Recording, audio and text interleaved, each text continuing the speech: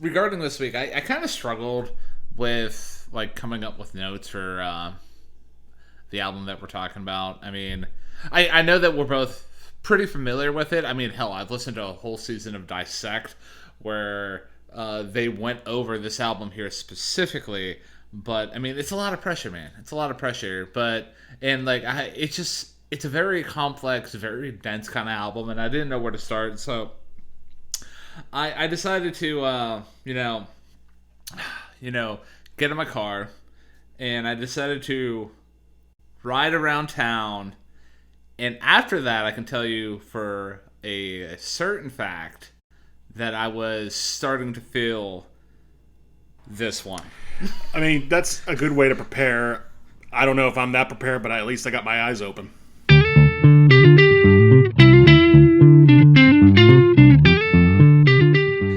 And welcome back, everybody, to the best music podcast on all sides of planet Earth. And the way that we measure that distinction is we travel to Ukraine, we go all the way to Uganda, but me and my co-hosts here are geographically educated, so we know that that's not a long distance to go, so we take the long way around. This podcast is called Hey, Listen to This, and it is hosted by two dashingly good-looking men who share the same middle name. I am the one. I am the only. I am the one who is just so ready for the Battle of Pennsylvania in the first round of the Stanley Cup playoffs. Ryan James Kearns. And I am the one, the only, even though I was kind of hoping for Columbus and or Washington to make it, I am just as ready for the Battle of Pennsylvania myself, Matthew James Durzick. And for those of you who don't know what it is that we do here on Hey, Listen to This, each week me and Ryan gather together, talk about an album that we have listened to, a music album specifically.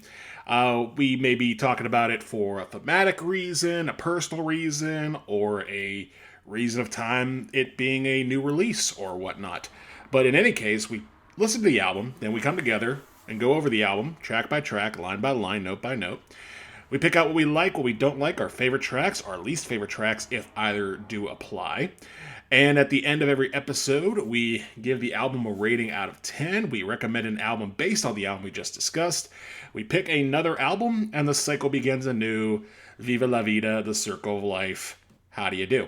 So, last week we talked about a band from Texas called Purple because with it being concert season, I decided to go down memory lane and talk about a band that I saw roughly a decade ago at the now no longer Smiling Moose in downtown Pittsburgh, Pennsylvania.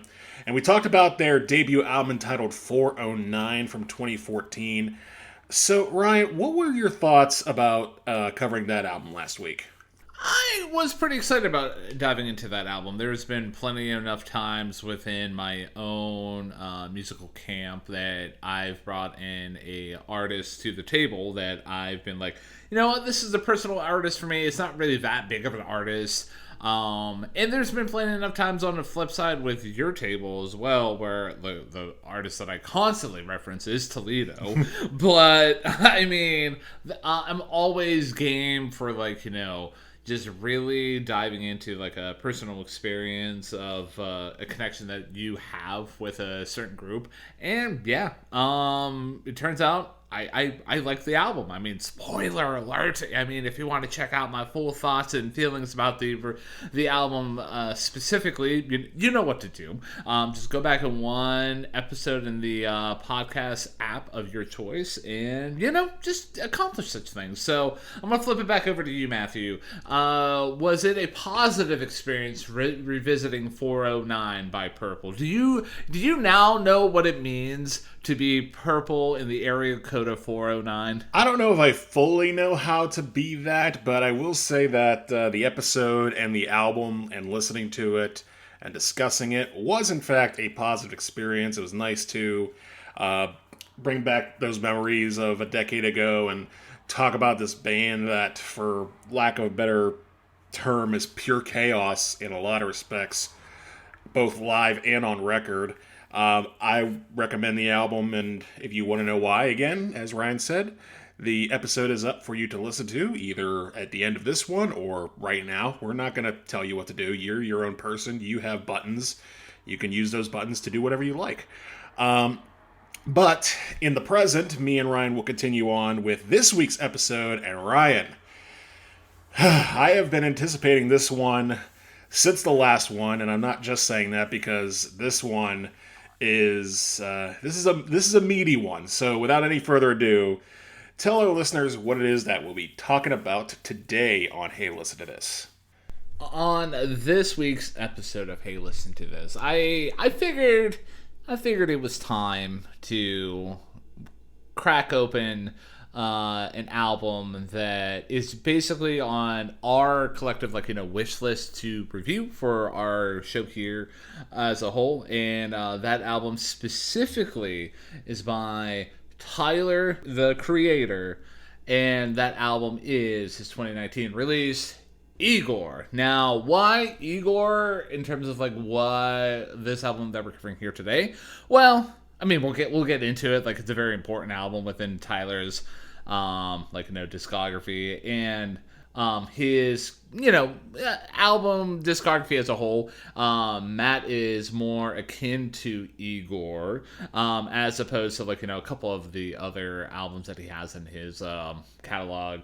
And Matt will give his background about his relationship with Tyler when it does come to that point. But for those of you who just woke up this morning from a 50-year coma, first of all, how you doing? You missed a lot. This is a podcast. Yeah, this is a podcast, and don't ask about what happened on September 11th, 2001, because the world...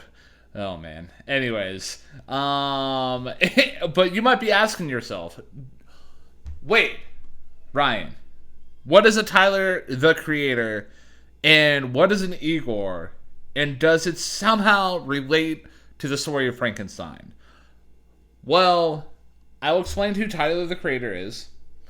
Igor doesn't really relate to the story of Frankenstein, so I'm gonna swipe that notion, that theory, right out of the focus here. But yeah, I'm gonna give my overview of Tyler, the Creator, for those of you who aren't aware of who he is and what led him to this album that we're talking about here today. So Tyler Gregory Okoma was born March 6, 1991. He emerged in the late 2000s as the mastermind behind what hip-hop group, Matt? I believe that is Odd Future. Yeah, Odd Future, man. That was an easy layup, man. Remember Odd Future? It was a pretty odd group, man. It was very odd, and they were somewhat representative of the future too. Yeah. This ain't the first album that we're covering by a Odd Future member. For those of you who are aware of what the group, what Odd Future is and the members within that group, one of those members was Frank Ocean. We covered Blonde by Frank Ocean many moons ago. If you're curious, scroll back, you know what to do. You're an educated person. But, the group's de facto leader was Tyler himself. He was their de facto leader, producer, and visual director. He spent years crafting a skate punk hip hop empire with Odd Future, along various members like Frank Ocean, as I mentioned, and Earl Sweatshirt, which one day we'll cover an Earl Sweatshirt album. I know that you're a fan of the man who wears sweatshirts, so yeah, maybe one day. No, I was gonna say, yeah. There's been a couple times we've had, I think, either some rap songs or Live, Laugh, Love as a contender for next album review, and he hasn't quite got there yet. But one day, it might be next week. Who knows? That would be quite the twist, man. But yeah, regarding Odd Future as a whole, by May 2015, the group had reached its natural conclusion. Tyler himself signaled the end of an era via a series of nostalgic tweets, famously stating that while the group was no more, quote unquote. I mean, I don't know why I did the quote unquote, because, like, for those of you who aren't subscribed to the Dark Feed can't see that. While the group was no more, the 7 letters are forever, and those 7 letters are, for all intents and purposes, OFWGKTA. This split was a pivotal moment of creative liberation. It allowed Tyler to move past the chaotic energy of a collective and focus on the singular, vision that he had. Now, in terms of Tyler's solo discography, leading up to the album that we're talking about here today, it's an interesting journey, because it began with what I would describe, and many would describe, as horrorcore aesthetics of albums like Bastard, released in 2009, Goblin 2011. And these albums are characterized by shock value lyrics and dark lo-fi production. I feel like, personally, this might be giving a little bit away about my relationship with Tyler as a whole. I might want to revisit those albums just to see, because when I hear horrorcore aesthetics, I think of Eminem, honestly, and you and I grew up we did an Eminem review, and we both rated the album pretty positively. So I would be kind of curious to go back to those albums and kind of check them out through a different lens. But yeah. By the album that was released in 2013, which was Wolf, and the abrasive, experimental, controversial album Cherry Bomb that was released in 2015, Tyler, he began pivoting towards his, his true passions, his true, musical directions that he really wanted to explore, which were jazz fusion, bossa nova, and neo soul. So, yeah, up until this point, we kind of get, what I would like to consider maybe Tyler 2.0, because Tyler the Creator 1.0 was him in Odd Future, 2.0 was him in this era of his discography, and what led to 3.0, and, well, essentially the version that we're talking about today, was a turning point in his, artistic direction with 2017's Flower Boy. Enter Ryan Kearns into the chat in terms of being a Tyler the Creator fan with this album here, thanks to Anthony Fantano. This critically acclaimed album, traded aggression for lush arrangements and genuine vulnerability, proving Tyler could, not just be a guy who can eat a cockroach, but actually talk about, his feelings and create, a beautiful melodic, composition. So, yeah, it really just showed Tyler was able to be more than a man who eats a cockroach, I guess. But, yeah. All right, so moving away from 2017's Flower Boy, on May 6th, 2019, Tyler began teasing a new era of Tyler the Creator with a surreal video clips featuring a new persona. This persona was a figure in a blonde wig, a vibrant suit, and black sunglasses. And it wasn't Ryan Kearns, because, he was playing a character, but I don't own a vibrant suit yet. But anyways, this character, Igor, became the physical manifestation of the album that we're talking about today, in terms of distorted synths and jagged and emotional energy. So yeah, that's a brief overview of Tyler the Creator from 1.0 to 2.0 to 3.0. So I kind of already gave a little bit of my backstory and my relationship with Tyler the Creator through that overview. So I'm going to flip it over to you, Matthew. What is your relationship with Tyler the Creator? My relationship with Tyler the Creator started back around the, I would say, height of Odd Future, or at least the height of Tyler's recognition in Odd Future, at least as far as I could remember. Because while I was in college, I got introduced to his first big single, which is the song Yonkers from Goblin. And you want to talk about a horrorcore song? That song's pretty messed up, man. It talks about I mean, you referenced the video with him eating the cockroach, although he didn't really eat it so much as try to eat it, spit it out, and then we're not going to explain what happens next. But in that whole song, he was definitely going for shock value. He was definitely not caring who he attacked, how he attacked them, or anything else. And for the record, within the last year or so, I've also listened to the debut EP from Earl Sweatshirt, and I would say that one's even worse than Goblin is as far as horrorcore. Like, if those two albums were released today, they would be canceled, and then the cancellation would be canceled, so they're doubly canceled. So, I kind of left Tyler on the shelf for a while, put him in that metaphorical freezer for a little bit. Didn't really check out Wolf, didn't really check out Cherry Bomb, didn't really check out Flower Boy either, even though I know I need to. And more or less just sort of acknowledge Tyler as this sort of combination Twitter troll, antagonist, basically the Eric Andre of music, in a sense, for the majority of the 2010s. Not necessarily saying that disparagingly. I mean, I like Eric Andre, and you should too. But then, around the time that this album came out, I was helping you, good sir, get into another part of your life as you were moving locations. And on one particular trip, you put this album on for me, and I was like, oh, okay.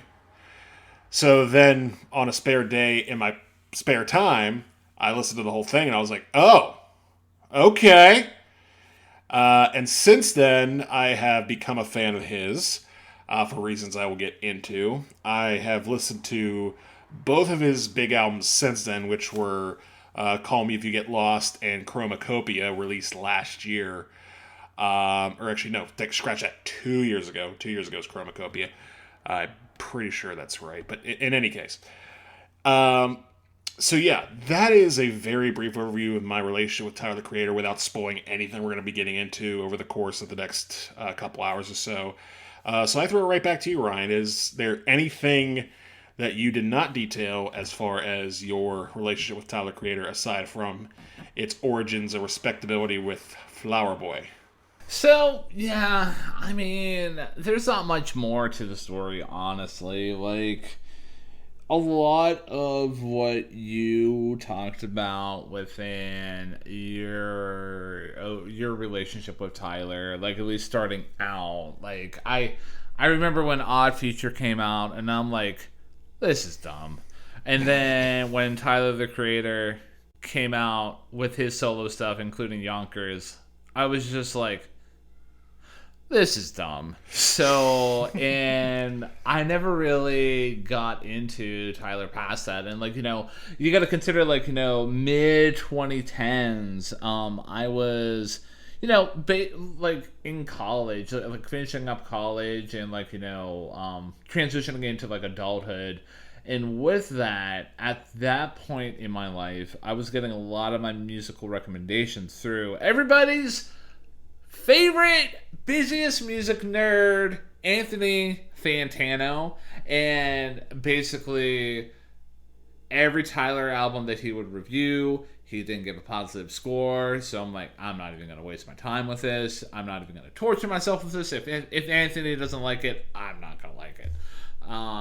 But then one fateful day, he uploads his review of Flower Boy, and he gives it a positive rating. I'm like, oh, well, now you got my attention. And, you know, listening to Flower Boy, I'm like, oh, yeah, it's pretty good stuff. Like, I really enjoyed what was going on with Flower Boy there and the themes in there. And then from Flower Boy on, in terms of, like, Tyler's run that he went on was, you know, pretty impressive. Like, you know, we're obviously talking about Igor here today, but you also get Call Me If You Get Lost, Chromacopia, and, like, just also Don't Tap the Glass that came out, like, you know, after Chromacopia. So yeah, some would argue that Tyler, the Creator, does belong in terms of, like, the hip-hop big three, in terms of like, that whole Kendrick and Drake beef, and I definitely would put Kendrick up there, and alongside Tyler. I don't know who that third person is who would be part of that big three today, and I know some Drake fans out there might be listening to this and being like, "Oh, what about Drake? What about Drake?" I'm just sit down, buddy. Like, Drake, he took the L there, so maybe one day, well, at least a big two, at least, like, he's right up there with Kendrick in terms of like rappers when they come out with stuff I pay the fuck attention to. So yeah, that's basically my feelings about Tyler. He's one of my favorite rappers out there, man. He's one of mine too, and yeah, as far as the big three, I would put Tyler up there. I'd put Kendrick up there. For a third one, not Drake. Kanye relinquished that.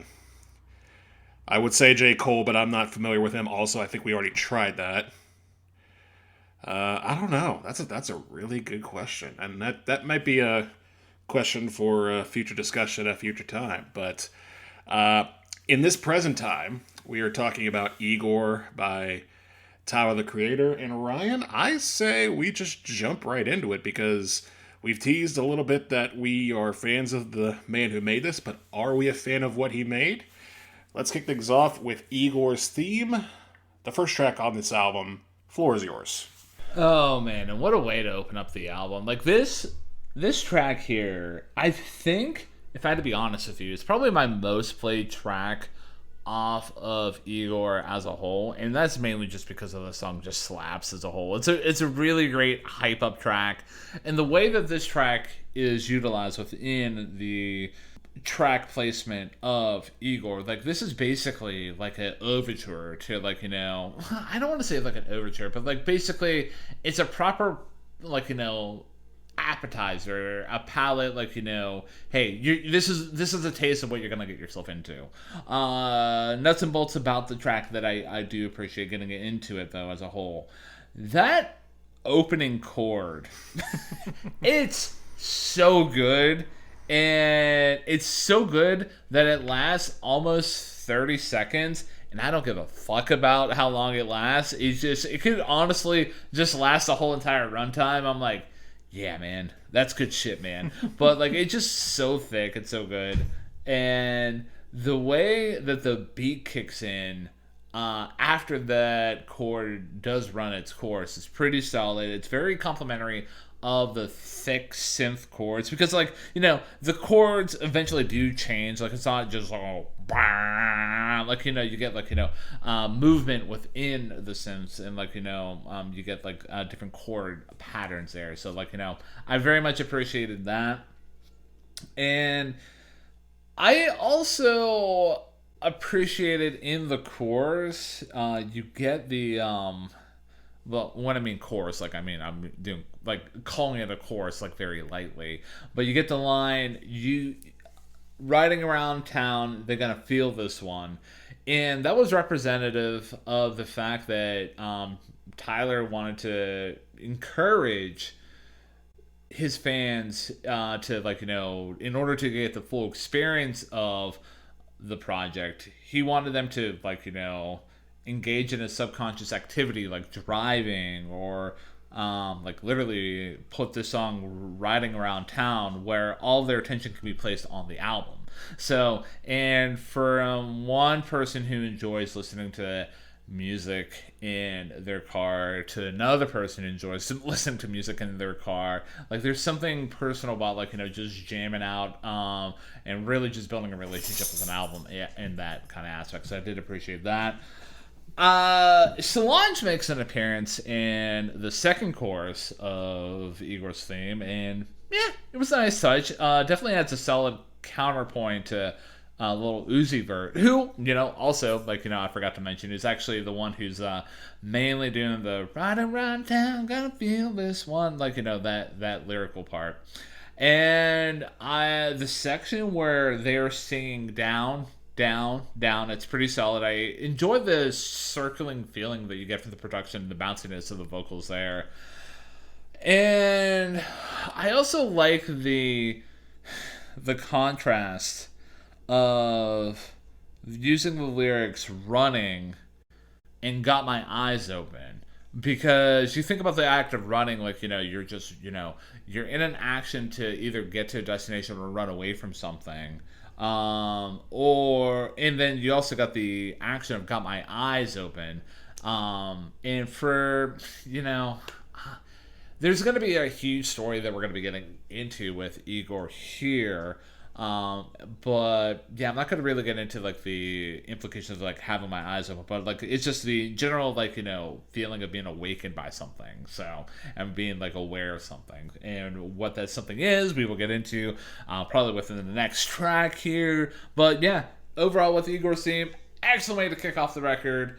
Not in my top three, came close. Only have a top three with Igor here. Even though there was one song within Igor that I could maybe put in a bottom track contention, but when we get to that track, we will. All right. I'm curious as to see what that track could possibly be. But my thoughts on Igor's theme pretty much echo yours. I very much appreciate the analysis of running versus got my eyes open, sort of contrasting each other as far as a theme, and again, we'll get into why that's the case later on. But it's very appropriate that the first sound we hear on this album is that of a synthesizer, because synthesizers dominate this album. And to get that opening synth chord that just almost makes you feel like you're at a show in the 90s, and all of a sudden you see like fake electrical strikes coming down on the stage to amp the crowd up. That's what that sounds like, and it sounds amazing. And then on top of that, you get the beat drop at around the 25-second mark, which just goes hard every single time. The way the drums are produced, the sample drums are just fantastic, especially with the just thumping bass drum in particular, really just doing everything it can on this piece. I agree that Lil Uzi Vert does sound very good on this track. I'm not a huge Lil Uzi Vert fan. Not that I hate him, I just really have never gotten into him, but on here he sounds great. Solange sounds great, like you mentioned. I was going to bring her up later, and I will still. But yeah, all the vocals are great. The one part that I don't think you really did mention that I really want to talk about is how after the quote-unquote choruses, you get the bridge area where they're singing down, down, down, and you just get that sort of gospel, and then it goes into the got my eyes open, and then you just get the blank got my eyes open vocal, and then the drop after that is just one of the best things ever. It just goes so hard, and it sounds so great in the car. You're dead on about that too. And it like you said, it doesn't really serve as an overture to this album, but it definitely serves as a grocery list of expectations as to what is expected sound-wise for the very most part. Like, we're not nowhere near the narrative yet, but the sonic palette has been very much established. So this track does a great job of doing that. And I also don't have it in my top three, but I do have it as a cut track because it came very close to entering top three territory. Like, I had to really think about it. I was like, do I really want to put this track in the top three? Because it goes so hard. It's just a really nice opener. I had to be honest and cut it out, but it was tough. Igor's theme is a wonderful, wonderful way to start this album. Fully agreed, and props to you for mentioning that, like that wallop of a sound that you get after you hear the "Got My Eyes Open" for that last little part of Igor's theme. And yeah, man, it's funny that we spend so much time gushing about what the opening track is, but we haven't really gotten into the themes or anything like that, and the discussion about the album proper. And props to us for not putting this in our top three. We could have easily justified this being in a top three placement, but yeah, I'm just kind of curious with your top three, because I don't know if it's going to be similar to mine, but let's find out, man. With the potential of the next track here, the big single off of Igor. That being Earfquake. Matthew, the floor is yours.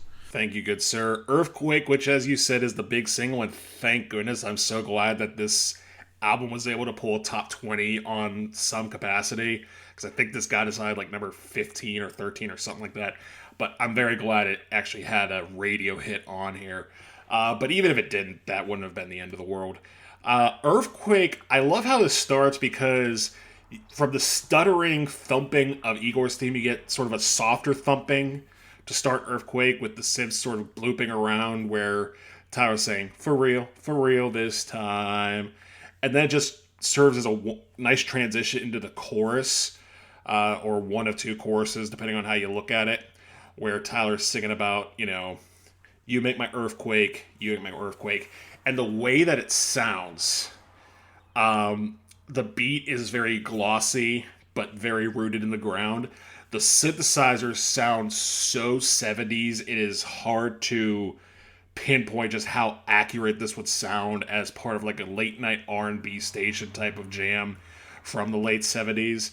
This easily was inspired by some old school soul, like I would say the Brothers Johnson or the Stylistics, maybe some Barry White thrown in there too. But yeah, it just has a soaring quality, particularly in the way the keyboards and the synthesizers sound throughout this track. Very sprinkling, very twinkling. It just sounds really, really good. Tyler also sounds really, really good because him and his band of background vocalists, some of them may even be himself, are creating this very R&B type style crooning, similar to that of like a Jagged Edge or even a Boyz II Men. But the lyrics are a bit more cryptic than that because after you make my earthquake, you get don't leave, it's my fault. And you're just like, uh-oh, that's a little less sunny than the synthesizers are implying what's going on here. But just sort of goes back and forth between those two phrases for a couple minutes. And then you get to the bridge. When we get to Playboy Carti's rap, and I think I could live for 200 years on this earth and read every book I could possibly can and still have no idea what the hell this guy is saying. And you know what? I don't care. It works. It sounds very mumbly. It sounds incoherent. I don't think you could get 1,000 Rhodes Scholars to definitively find out what he's saying. And I don't care. Because I think, having thought about it, listening to this album, it almost feels like he was set there to say something completely incoherent to sort of represent the stammering, confused state of mind we all have when we have the butterflies or try to tell someone that we're attracted to them. I'm thinking that's why Playboy Carti was involved. It could very well not be the case. I may be reading way too much into that. But at the same time, it makes sense to me. And in any case, as strange as that move is, it works. And then from the soaring heights of the R&B stylings of the majority of the song, we sort of get a soft landing with Tyler returning to his rapping towards the end of the track, which makes for a soft landing from the heights that this track has brought us to. And it's a good verse. I also want to point out that the video is great too. It's just a very fun video with him performing on a public access TV show. And it's just, you see him fling the cigarette and all of a sudden the studio burns down and he's burning down and all of a sudden he's his own firefighter. It's a very weird video, but I love it. So yeah, Earfquake is a wonderful song. I'm glad it became a single, but I do not have it in my top 3 either. I am going a slight step back from Igor's theme and putting Earfquake in the great song bucket for Igor because it is a great song. And for me, a couple things I want to jump at right away. You are probably right on the money with your analysis of Playboy Carti's verse, and it's used thematically within the story of Igor because, yeah, that would be pretty much right on the money. And Tyler is on the record famously saying that the lyrics for that verse could not be transcribed. However, I will note, as somebody who does, live within the realms of genius.com in order to prep for these episodes here, the people over at Genius did it anyway. Apparently, there's a 1,000 road scholars who annotate stuff for Genius. So power to the people. But I did enjoy that verse from Playboy. It was a decent verse, and it's probably on an elevated plane due to your analysis of it within the song structure. And yeah, other nuts and bolts about the song that I did enjoy with Earfquake. I did enjoy Charlie Wilson's backing vocals alongside Tyler whenever he's singing the bars. Don't leave, it's my fault. That is just such a good vocal, and it just lands so well in the ears. Chef's kiss. And like you said, it's very 70s inspired, very R&B, neo soul inspired. So very much enjoyed that. The chorus as a whole, my thoughts about it was very smooth. And I love how Tyler sounds vocally. For me, it wasn't pretty, but given the context of the song and the album, that matches the intent perfectly because, given, the song's basically, the song here is having Tyler, aka Igor, trying to confront the feelings of oh hey, I'm attracted to this person, but I'm not sure how they feel, and you get that nervous kind of energy. So yeah, very much enjoyed that. And the piano at the beginning of the track was pretty good. It was an excellent introduction to the track as a whole, and the swirling synths during the chorus, that was an excellent production touch as well. So yeah, other notes I have about Earfquake in terms of progressing the story forward and kind of getting us a little bit more into the story of Igor as a whole. You get that within Tyler's last bar, in the aka quote unquote bridge, what they're labeling it on genius.com, but I would just say the last verse of Earfquake, because you get bars about I don't want no confrontation, no, and you don't want my conversation, I just want some confirmation how you feel for real. And they so far within the story, Tyler has wanted to know how this other person feels about Tyler in this situation, because he just he doesn't want to fight. This other person doesn't want to talk to them, and Tyler just wants confirmation of how this person feels. So note that as the story does progress, we will talk about the themes and the narrative of the album as a whole. One last note I do have about Earfquake is apparently Tyler wrote it for Justin Bieber, but Justin didn't take the song, and it was also offered to Rihanna, who also declined. So it's an interesting thing to realize that we might have lived in the reality where Justin Bieber or Rihanna owned Earfquake, and I don't even know if we would have gotten to Igor at that point. But I digress. That is just me summarizing my thoughts about Earfquake. Not a top 3 song, not a cut track song for me. Good song bucket, man. Good song bucket. That's fair. That's fair. It's to me, this is a track that I think just has enough little details that elevate it to great song as opposed to good song. But I can understand you putting it in a good song bucket. I did not know that this could have been a Rihanna or Justin Bieber song, and I'm glad that it very much wasn't. Not just because we may not have gotten Igor as a result, but you talking about the neo soul that you were referring to and how Tyler's vocals weren't super smooth, but they work. One of my favorite 70s soul songs of all time is If You Don't Know Me By Now by Harold Melvin and the Blue Notes, led by the singer Teddy Pendergrass. And Teddy Pendergrass is not a smooth singer. He is a rough, gruff SOB, but the way that his vocal worked with the smooth Philly soul production on that track in particular was perfect. And that's kind of the same vibe you get here with Earfquake, where Tyler is delivering in a rough, gruff style, but it meshes well. Does the peanut butter jelly thing with the smooth production with the synths and the beats. So I think this is a great track. That being said, I am ready to move on to the next track off Igor. And Ryan, the floor is yours with I Think. So I think it's very much a natural like progression, thematically and sonically with the album's progression.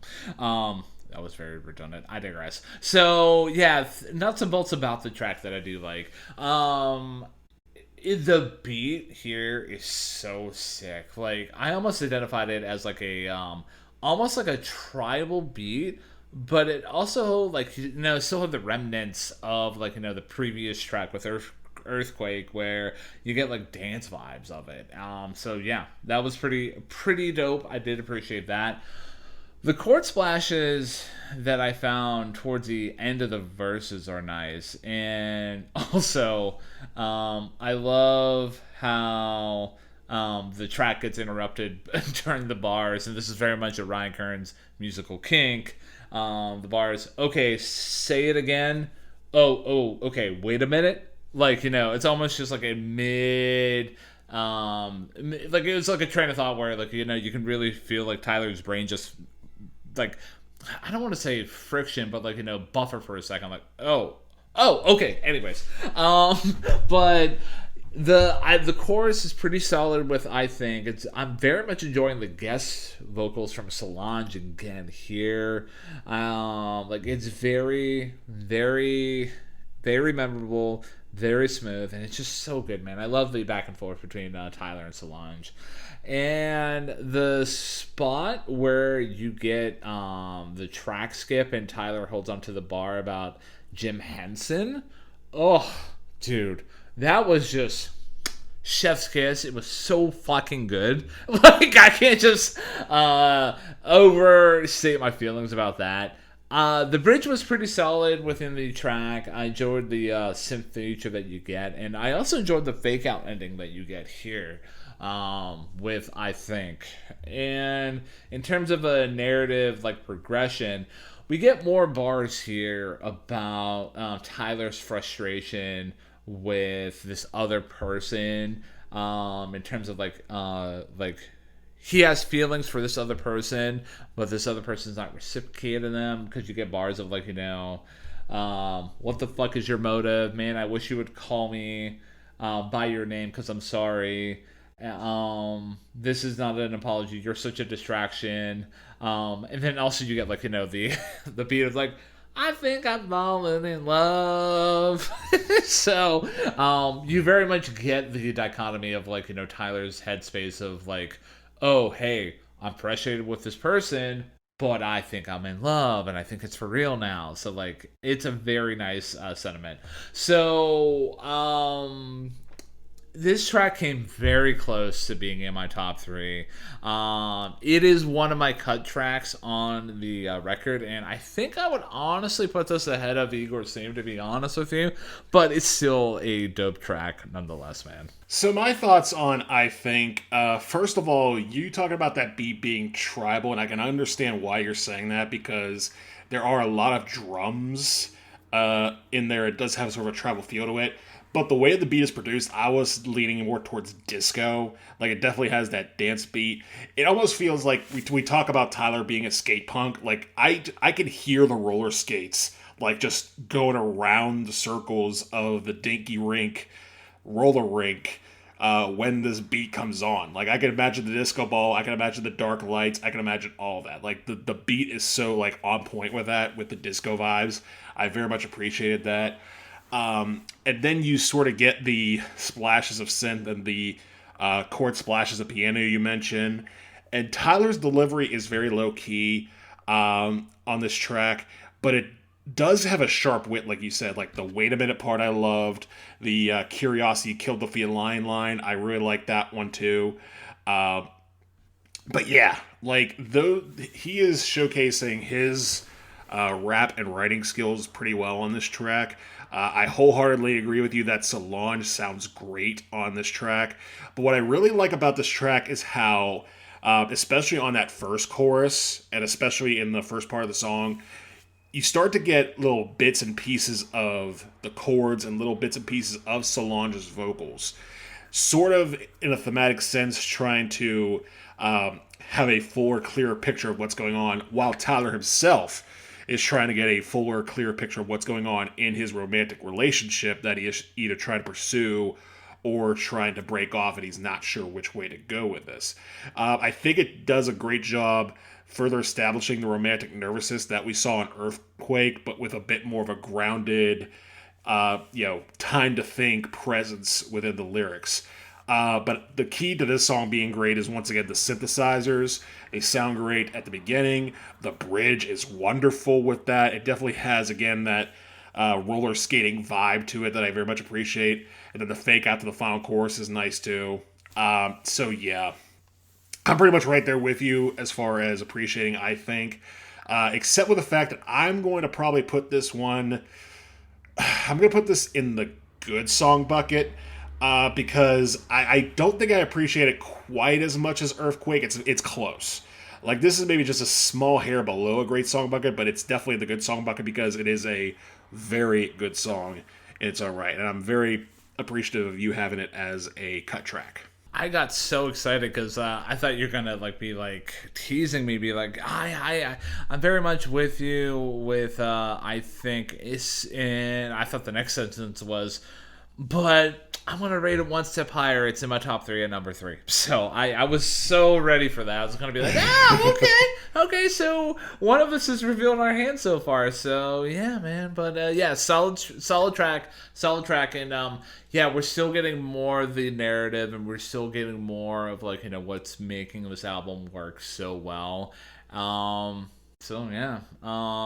I would say for the next 2 tracks here, and for the dear listener out there, me and Matt reviewed the quote-unquote digital version of the album, in that the next track proper in the album that we're going to be talking about is going to be exactly what you run from, you end up chasing. In the physical version of the album, this is where Boyfriend comes in. But, I mean... if this episode does really well, we will do another review of Igor, including Boyfriend, or we'll do a bonus episode just doing a track review, man. So that would be fun. But yeah, Matthew, the floor is yours. Why don't you kick it into the next track, and we'll also allow you the courtesy of just barreling into running out of time. That was going to be my plan anyway, but I will take the reins with both these tracks. So exactly what you run from, you end up chasing, is more or less a transition track in the digital version, where you get Tyler speaking about, pretty much what it says in the title, exactly what you run from, you end up chasing. And at some point, you have to make a decision whether you want to keep running or confront what it is that you are dealing with. And while this is a very brief interlude, I think it's only 30 seconds long, maybe 40, it does do an important job on this album proper, which is establish the inner dialogue, or at least a representation of the inner dialogue that will become a major player throughout this album in certain spurts. This is basically the cliff notes to Tyler's life as he is narrating through music with Igor here. So I appreciate that presence. And then you get to Running Out of Time, where you get the first true appearance on this record of Tyler's up-pitched vocals. And his up-pitched vocals is basically the singing version of that inner monologue, where you have him sort of embracing that nervousness, or embracing that sort of weakness within him, and he decides to represent that weakness by having a more frail, or at least manufactured frailty in his voice, which I think is a very nice touch as far as establishing that. Lyrically, though, this track is pretty much cut and dry. because the main point of this track is running out of time to make you love me. And Tyler basically throws in a few other descriptive lyrics about how he feels about that theme, but that is basically the main presence of this song, is to reestablish that something's got to go one way or the other, like he said in Exactly What You Run From, You End Up Chasing. Musically, this song I feel is a mesh of the last two full tracks, that being I Think and Earfquake, where you get both the soaring R&B elements of the synths, but you get the heavy synth funk of I Think. So I think it does a decent job meshing the two of them together. And it does make for a very nice beat. You talk about it sounding good in the car. It does. I do like the vocals on it, especially the male background vocals going, don't say, don't say, don't say. It makes for a solid R&B track and a solid transition piece from, realizing that you are in a situation to the realization of that situation that we'll get into in the next couple of tracks. And the plane noises that are in there, I don't know if they were actual plane noises or the synth noise were just going, yeah. Like, I just think that's funny every time. I don't know why, but it just feels so out of place on a track like this, and yet somehow right in place. That all being said, though, running out of time, I do not hate this track by any means. I think it is a good track. It is a very solid beat, solid performance, does well to establish a theme and continuing with the theme of the overall album. But I would say this is one of two tracks on here which I would consider to be... I wouldn't even say two. This is probably the most least consequential song on the whole album for me. I still put it in the good song bucket just because it sounds good. But if there were to be a bottom track off of Igor, it would probably be this one, but it's anywhere near a bottom track kind of track. It is a good, solid track, good song bucket. So, my dear friend, I'm gonna push back on you respectfully a little bit, because I think with running out of time, the lyrics here are pretty phenomenal. And also the fact that the way that the song is constructed, because you noted like within like the beginning of the track here, in like specifically like in the first verse, like you get the high pitched vocals, and you did correctly identify that as like Tyler's like inner monologue being nervous and everything like that. In those bars in that first verse, you get like very like Tyler being in his head of like one of my favorite bars in that section are, your waves wash over me, I drift to the deep end, don't save, it's a low time, I found peace in drowning. So, oh my god, dude, like considering the through line here of the story here so far, and how Tyler's basically at this point being like, hey, I give up, man. Like, I found peace in death. And, like, oh my God. Like, that was just phenomenal. And then in the switch up that you get within the second verse, you get Tyler losing that processed vocals, becoming more assertive. And the first bar that you hear within verse 2 is, so take your mask off. I need her out the picture. Take your mask off. Stop lying to yourself. I know the real you. And this is where we get the first, I don't want to say the first fuller picture of the narrative of Igor.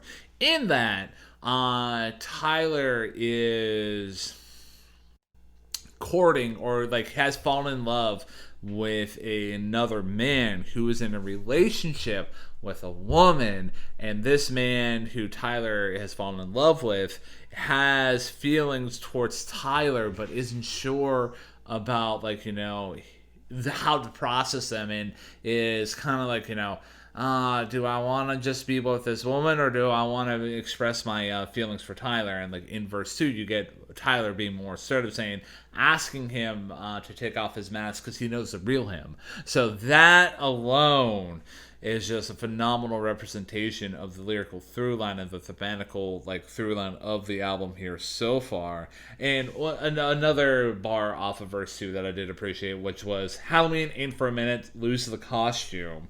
So yeah, I very much did appreciate that. So yeah, I'm good. That was my only true pushback in terms of lyrical analysis here, because like I was just like, we all have our own opinions, but yeah, that's just mine. Going outside of the lyrical analysis though, the synth within the verses is pretty solid. I very much appreciate the use of that. And to reiterate the point of Tyler's pitched up vocals in the first verse, I very much appreciated that, and like you correctly identified with it being like the nervousness of Tyler within the context here. The chorus is pretty solid melody, and the cascading production is pretty good. I was about to say so fucking good, but nah, it's good. It's good. So, yeah, the only other thing I got to say about Running Out of Time, what inspired Tyler, the creator, to write the song was actually a conversation that he had with Kendrick Lamar, which was the result of Kendrick experiencing Igor, and Kendrick praised Tyler for the raw feelings of the album and the overall willingness to sing his truth. So, yeah, that's how we get Running Out of Time. And I would say sonically, this is probably the last gasp of air, especially considering what's up next here, of like, you know, the sunny aspects of air. And you can really kind of feel that with how this track basically progresses. With all that being said, I know I kind of came out of the the basement swinging here with Running Out of Time. It's not a top 3 track. It's not a cut track for me. I guess I would put it in the great song bucket, man. That's fair. And if I were to defend myself slightly from your pushback, I do very much appreciate you talking about those lyrics, because I did just pick up on the I found peace in drowning line today after so many listens of this album. But I will say what makes this probably not as strong as what you are sort of hinting at coming up is the fact that his vocals and the production, I would say, especially on the verses, are a lot more low-key than the ones upcoming or about to be, because they touch on the same themes, but they do so in a very, very different way. So I would say that would be my reasoning for having Running Out of Time sort of taking a small step back to some of the other songs that we'll be talking about. So, but again, it sounds good. It is good. It's a good song for me, and I appreciate the fact that you have it as a great song. But that all being said, enough teasing about what is to come, and let's get to it coming. The next track off of Igor is entitled New Magic Wand, and Ryan, you get the honors of going first. Oh my god, with New Magic Wand, man. So I guess I'll talk about the sonic pivot that we get from coming out of Running Out of Time, going into New Magic Wand. It's, like, you know, pretty nasty. And the previous track was Tyler imploring this other person, hey, I know the real you. Stop kidding. Stop lying to yourself. I need this other person out the picture. In New Magic Wand, Tyler's like, I'm going to make her get out the picture. And this is the sonic representation of that.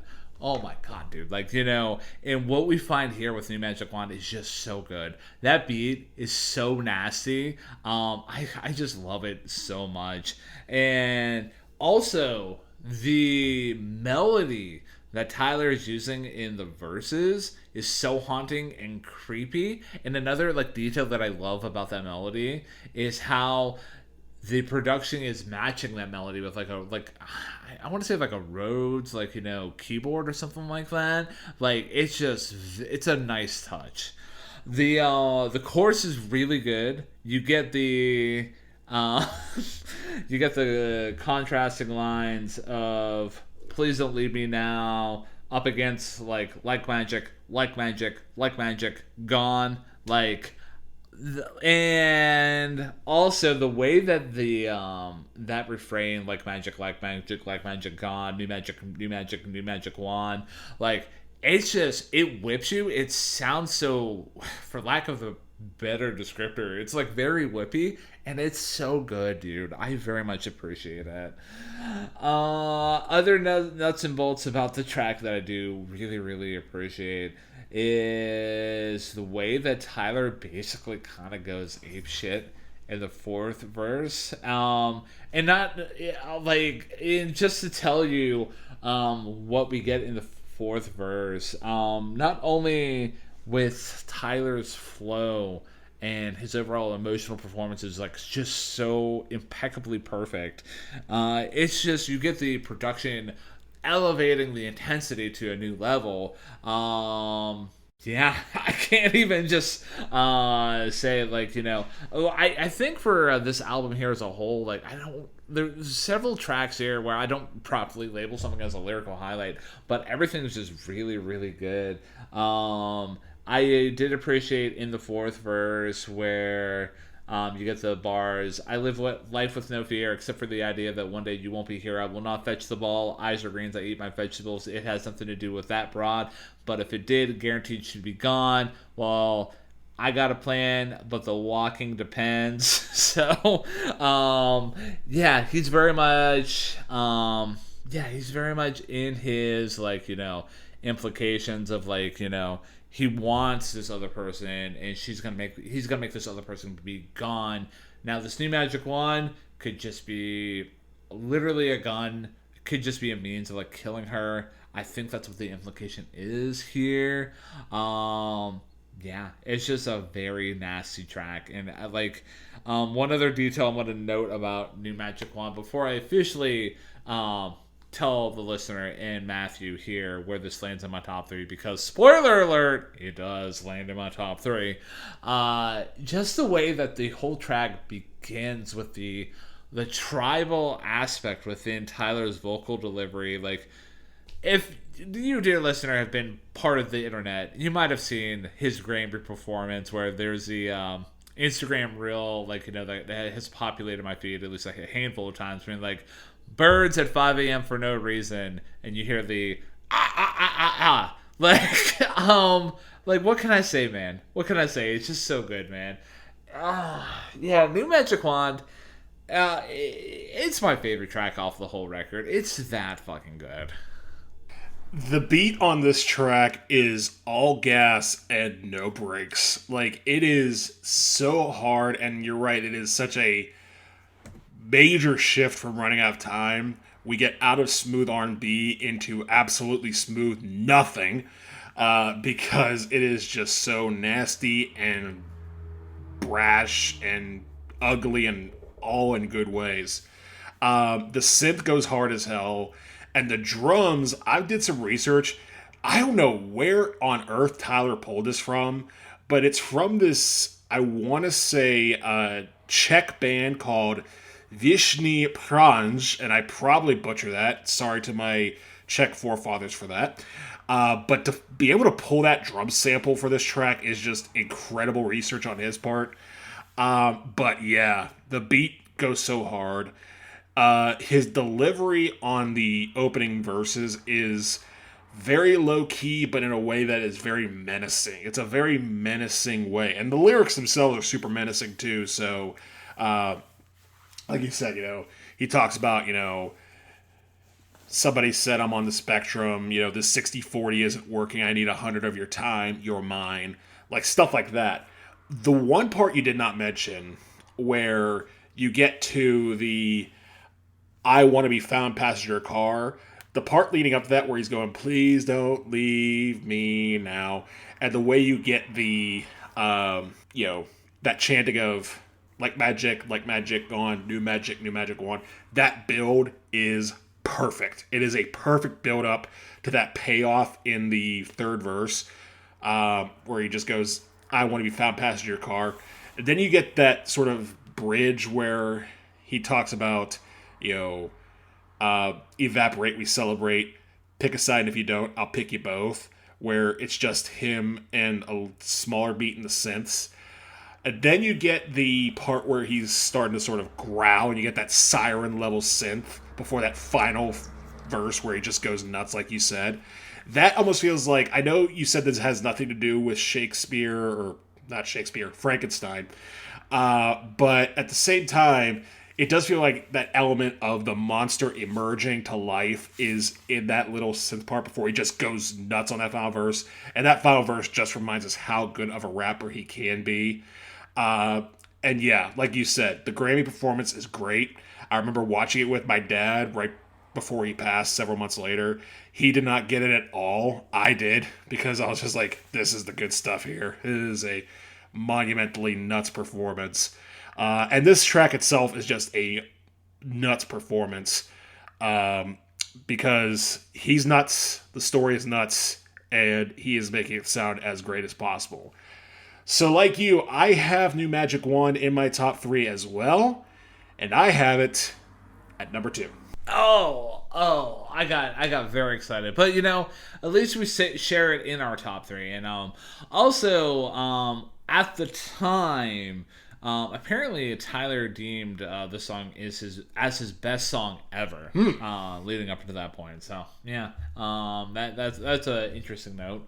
But yeah, speaking of interesting notes and just our feelings and thoughts about the album, before we progress into A Boy Is Indeed a Gun, Matthew, I indeed have a question for you.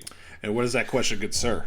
If the dear listener out there is very much enjoying our review of Igor by Tyler, the Creator, and wants to help support what we do on a week in, week out basis, that way they get more of our content. That way we're more motivated to keep on keeping on. What are some ways that they can help show some support? In addition to that, what are other ways that they can help connect with us? And if they're feeling really froggy, if they want, what is a way that they can reach out to us so they can get a specific episode in our pipeline, man? Well, I'm glad you asked that question, or perhaps questions. I'll start with how they can listen to us if they like what they are hearing. We upload our episodes every week to various podcasting platforms, including Pocket Cast, Apple Podcasts, Spotify, and also YouTube. So if you like to use YouTube Music or just YouTube in general, you can find us there as well. And if you like what you hear for a particular episode, because we've done many different episodes up to this point, do what it takes to please those algorithmic gods, whether it's giving us a 5-star rating, leaving a positive comment, or the old adage of like, comment, and subscribe on YouTube. It doesn't fail. Why would you start wondering now? So yeah, YouTube, Spotify, Apple Podcasts, and pretty much anywhere you can find podcasts is where we are located.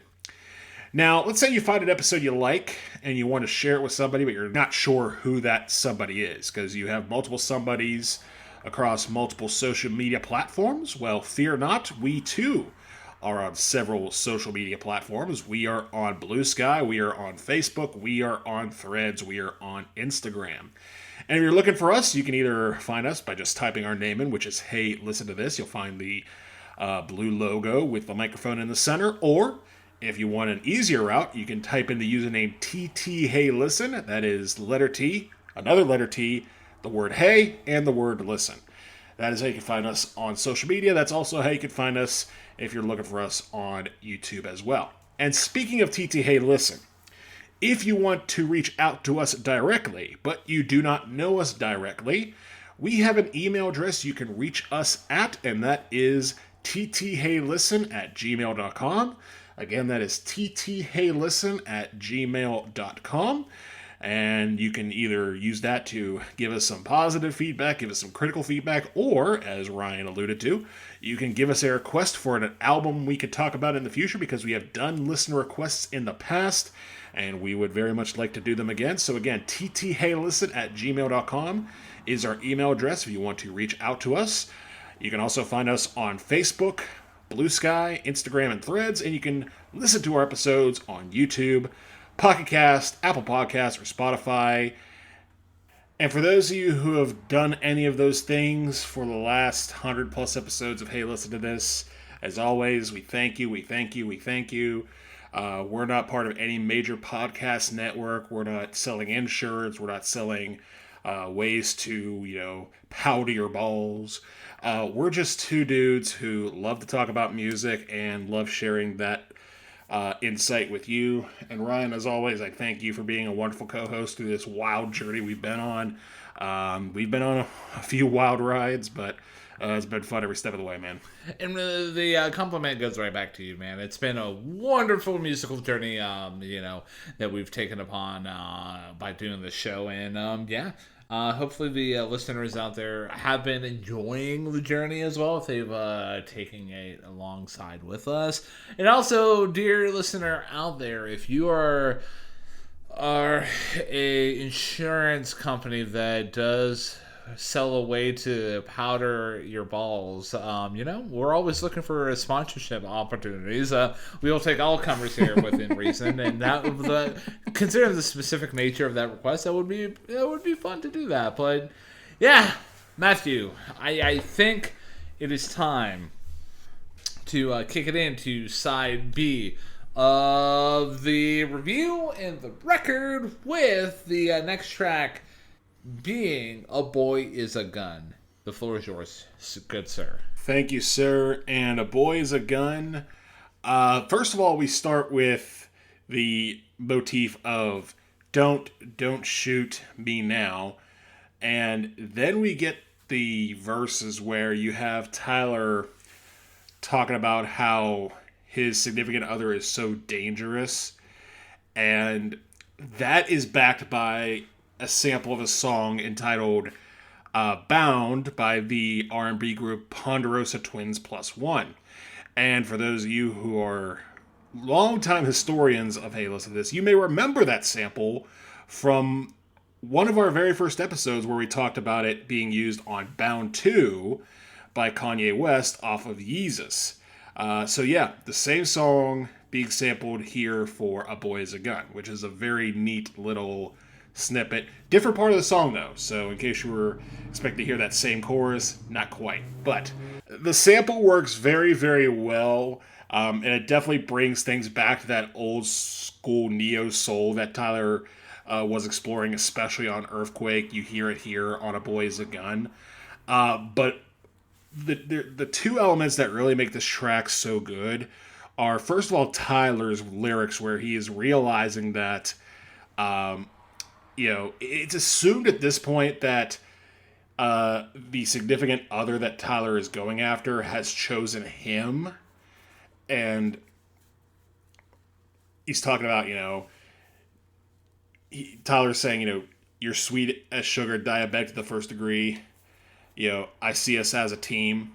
But then, later on in the song, you get the line of, yeah, I want you right here. What you invited me to breakfast, why your ex here? So he realizes that for having been chosen, he's still not actually fully chosen. And it just sends off this cutoff of, you know what, I'm done here. I can't do this anymore. This is bogus. This is a problem. And that's the one great part of this track. The other great part about it is the production. Particularly where, as the song goes along, it tends to follow Tyler's scatterbrained feelings about being played by being scatterbrained sonically. And you'll get pieces of parts that just cut out, where you get Tyler just going, wait, and that's just him saying wait. Or you get a phantom piano chord that just sits there as sort of a dud. The drums come in and out. And especially whenever Tyler comes to the realization that he never wants to see this person ever again, the production has such a flickering lights effect where the drums come in and out, and the piano comes in and out, the beat comes in and out, and it just makes for a grand sonic illusion of, hey, I'm at a breaking point here, and this is how broken it sounds. It is such a masterful move. The background vocals are all over the place on this track, and everything sounds amazing.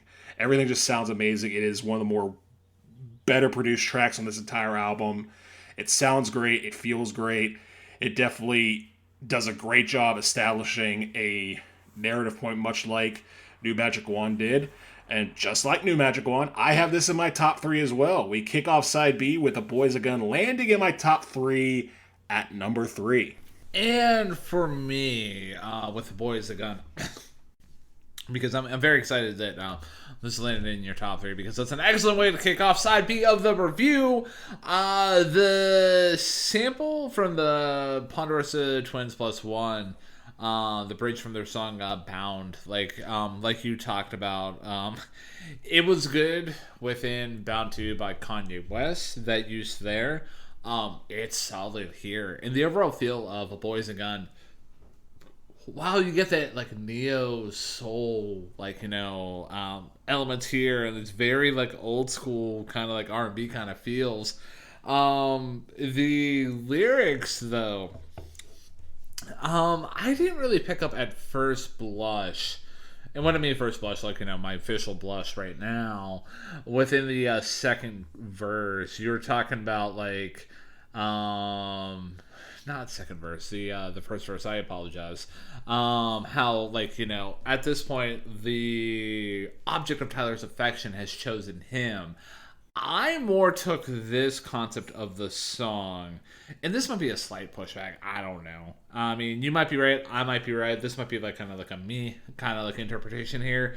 But I took the concept of The Boy's a Gun as like this boy in question of Tyler's affection is very dangerous for him. Like, he's something that's going to end up killing him emotionally.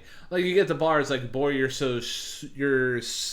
as sugar, diabetic to the first degree. Sugar, diabetes, that's how you end up, not being alive, I guess. But you also get bars about, like, my spidey senses got me on the fences. Also, that's a fun rhyme there.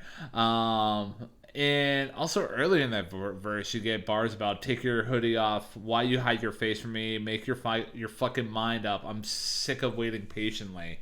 Like, yeah, I still feel like, honestly, like, there wasn't a relationship aspect here yet. It's still like the guy is still like unsure about how he feels. He feels like he's still going to be very closeted about like himself because of just how, I don't know what the point of view of this guy is, but like that's just his standing as it is right then.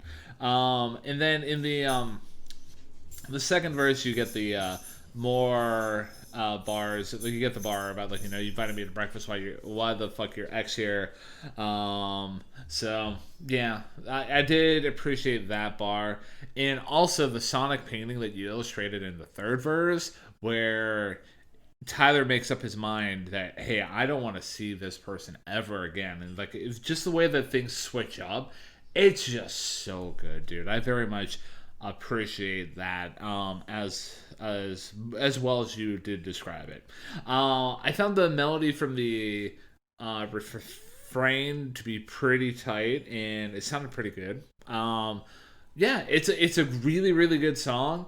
I very much love it from the point of view of like how it sounds, how it's constructed, the sonic painting, and also the continuation of the narrative story here with Igor. So, like you, this is indeed in my top 3 songs. And also, like you, this is my third favorite song off the whole album. Very, very nice. I appreciate it. Yeah, it's just a great way, especially coming off of the high intensity of New Magic Wand. This feels like a mesh between that and Earfquake, at least as far as a sonic palette, where you get the very sort of chunky, angry Tyler as far as his delivery, but you also get the smooth R&B, which is, again, anchored by that Bound sample, which is just, again, executed wonderfully, and the production values are very, very top-notch on here. So, yeah, I'm glad we both have A Boy's a Gun, because it is a standout track for sure. That being said, Ryan, I throw it to you for the next track off of Igor, and that is Puppet featuring, hey, look at that, Kanye West. So, yeah, about Kanye as a whole. I'm gonna I'll just come right out of the gate and say it. This was the only track on Igor that could have been a potential bottom track, and I'm gonna say it from the reason why is that the verse from Kanye in the third verse is produced weird, and it's kind of off-putting. Like it's very much way in the back, and like it just seems like I don't know, like the concept of the track Puppet. Like you could have done so much more with it, and I understand that this was a collab between Tyler and Kanye probably wanted to be on the track, and Tyler was like, "Yeah, man, whatever, like, you can be on here, it's fine, it's whatever." But I don't know, like it's a bit off-putting, basically like Kanye as well. I mean, I don't like talking about Kanye, so that's that. Outside of those moments, though, I found the lyrics, though, to be pretty dope from Tyler. You get bars like, "You're parasitic. I don't have self control. I'm starting to wonder, is this my free will or yours?" At this point, it's still like more of a lyrical through line of what was established in A Boy's a Gun, where Tyler's identifying this object of his affection to be more manipulative and controlling him, so much so that Tyler doesn't even really feel like he's having control over his own like actions or life. And also, side note, like Tyler does a great job rapping in the verses. Very masterful flow and showing emotion. Like, again, this album as a whole, and especially whenever he's rapping, like it really showcases his skills as a MC and like just an artist as a whole. So my hats off to him for his skills as a whole. The beat in the verses is pretty solid, a bit minimal compared to what we've experienced so far in the album, but the main point here is to showcase Tyler, and he basically rips into the verses. And that first verse is just Tyler and pleading, "Hey, I want your company. I need your company. I want you to want from me. I can't maneuver without you next to me. It's so complex to me." In the second verse, you get bars like, "What do you need? Do you need bread? Do you need this? Do you need a hug? Do you need to be alone?" Like, this is very much him, like, losing his mind almost. And it's very much like, another stage of like obsessive love gone wrong. So, yeah, very much it could have been a really, really, really good song. The chorus is solid. I did enjoy the semi back and forth call and response dynamic from Kanye and Tyler. But yeah, dude, I'm gonna call a spade a spade. That verse from Kanye in the third verse is just a bit off-putting, and it kind of sinks the track's value. So not so much that I'm gonna officially label it a bottom track, because I'm not pissed off about the track. There's enough good stuff happening with it to do like heavy lifting, keeping it out from bottom track territory. So it's a mid track for me. So it is very interesting how the turntables with this review, because much like you did with Running Out of Time, I will be the one pushing back on Puppet a little bit, because while I respect your opinion, my thoughts on the track. First of all, that opening, I agree. Tyler is doing a wonderful job rapping, and it's just him and synth, so he has to bring it, and he does. That first verse where he's talking about, walking to your front door and knocking, this is basically him saying, "Hey, I want to talk about this. Why won't you let me talk about this? I need your company. I want to, be with you even in the moments where I'm not sure if we're going to be able to work this out." But that being said, the second verse where you get those, "What do you need?" lines, and he says, "Do you need a hug?" That is what the funniest line on the album by a country mile, or at least right up there, because he's just censoring himself by saying the word, because he was trying to rhyme bread, and the illusion is that he's trying to rhyme head with bread, but he replaced head with a hug. And I love that. That is just a brilliant move on his part. It's just a very funny moment. But you're right, right? It's very much him talking about, wanting to be with this person and doing so in a very desperate way. And the whole theme is that he is the puppet because of this. He is basically willing to do whatever it takes to hold on, and that basically means relinquishing control to this other person's whims or lack thereof. And this hook on the song to me is perfect because you get the weary nature of Tyler's exhausted vocals, and you have the sort of singing part, which I believe is Kanye, but it may be somebody else. But whoever that male backing vocal is doing a wonderful job complimenting Tyler. It almost feels like the entirety of background vocals are the angels around the spirit of Tyler as he's breathing his last on this particular song. And then you get those R&B chimes, which again bring back the smooth soul of before, mixed with those weird, almost King Crimson-like synth lines that are at the end of each chorus, which I thought was a weird twist, but I liked it a lot. As far as Kanye, I do agree that his verse is the weakest part of this song. And it is produced a little, I wouldn't even say off-putting, it's just sort of there. Like, it starts with him rapping and then just sort of generally fades out, almost as if they're trying to, like, tune out Kanye while Kanye's doing his thing, which is just weird. But at the same time, to me, I used to have this weird theory that in this whole entire album process, we are possibly revealing Kanye as the puppet master or the significant other, because not only was he sampling Kanye's same samples a song before, but this whole entire album feels like a deep emotional dive akin to something like My Beautiful Dark Twisted Fantasy. So part of me wants to believe that Kanye is the puppet master and Tyler is the puppet. I may be pushing way too far to the red with that theory, but it's fun to think about nonetheless. And then you get the outro of the song, which drops back a key and slows down the beat. And to me, I think that was a really nice touch too, because it feels like this whole scenario of Tyler being exhausted and being controlled is pretty much draining his battery to zero. And the way this outro sounds reflects that dead on. This is Tyler losing battery. You hear those weird sirens in the back. It's like critical, low energy, low energy. It's just a wonderful production move, and I like it a lot. Now, all that being said about my appreciation for Puppet, which I would say is higher than yours, it is not in my top 3. I have it in cut track territory because I think this does a great job of presenting another narrative angle in the story. The production is wonderful, and even though Kanye's presence is somewhat limited, it does just enough for me to be like, no, all of this is necessary.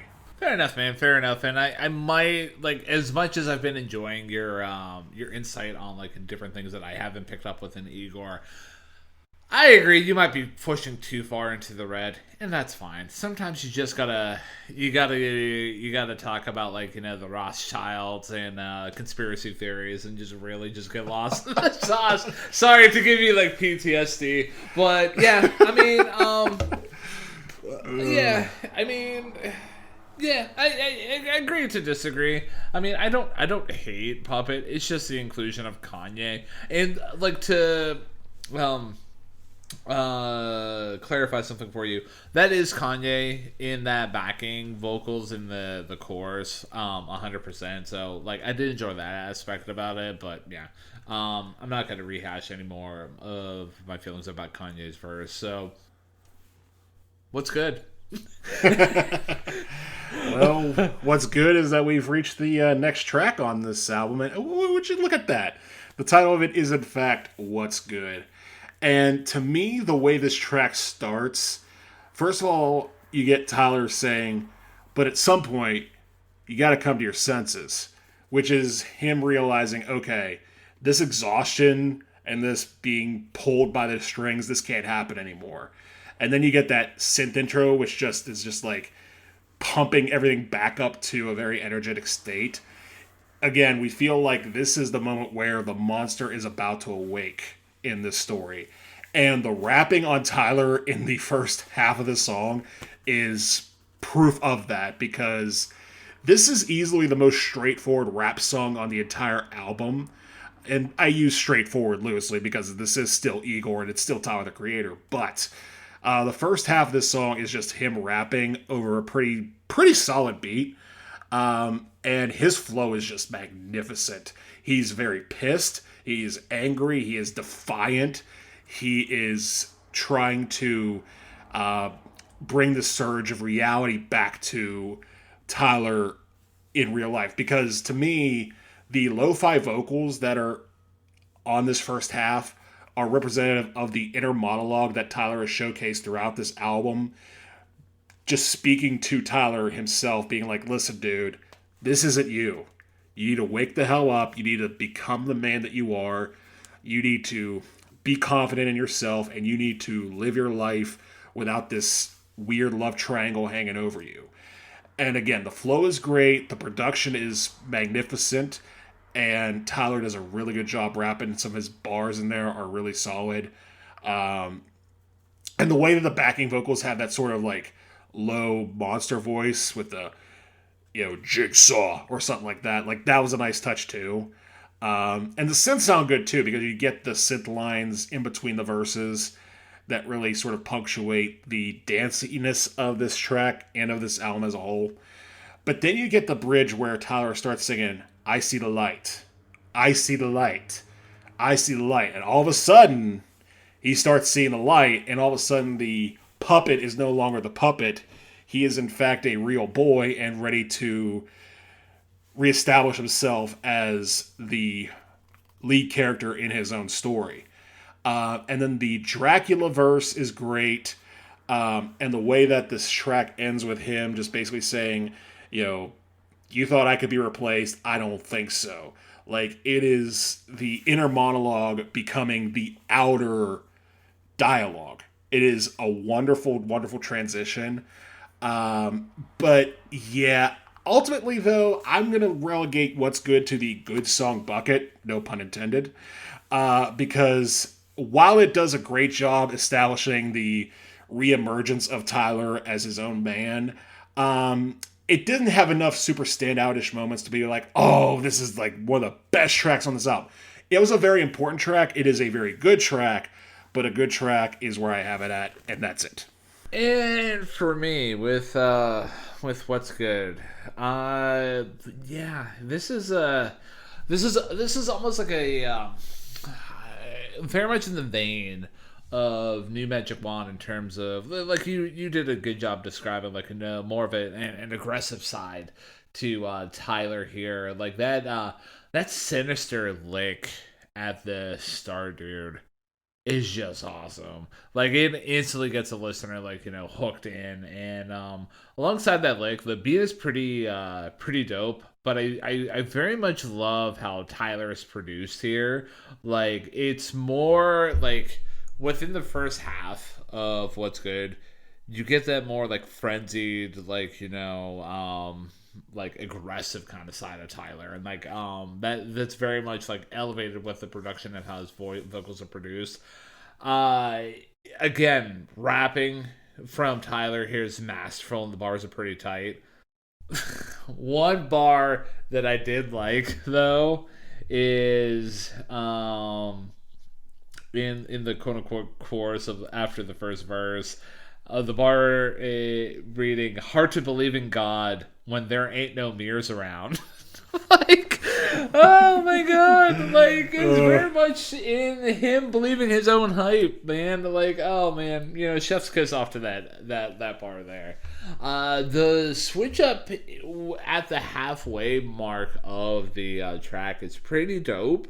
And it's not so much a switch up where you get like a sonic whiplash, but it's illustrated by the fact that sinister lick that I talked about at the beginning of my thoughts about What's Good, it becomes more elongated and just becomes different, and I dig it.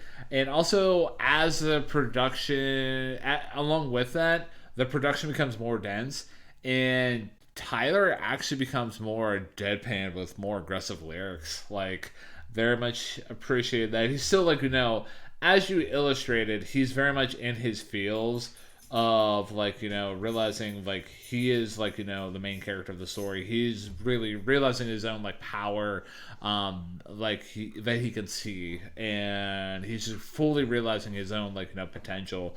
The one bar that I did like within the second half of What's Good was found, I think close to the bridge, or like, maybe not the bridge, but like the Helen Keller bar, like that was phenomenal. The bar reads, not knowing that I'm one of them, they got some Helen Keller ass, and I got my eyes open. Now I see the light, and that's also a callback to Igor's theme with "Got my eyes open." So there you go. Nice full circle moment there.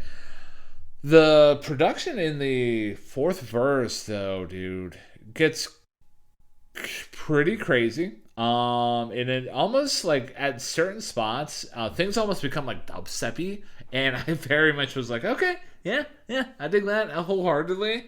So yeah, my overall thoughts about What's Good is I feel like it's a good track.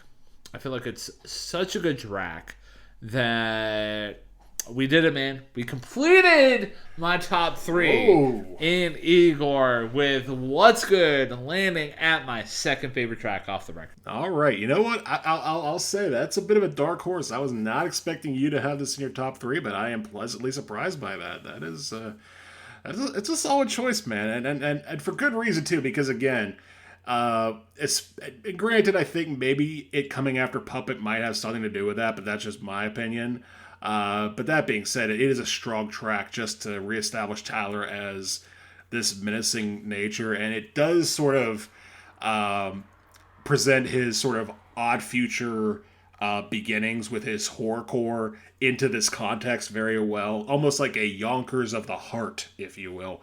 But that being said, I am ready, if you are, Ryan, to head into the next track, which is, I guess, 2 tracks, or maybe 3, we'll get into it.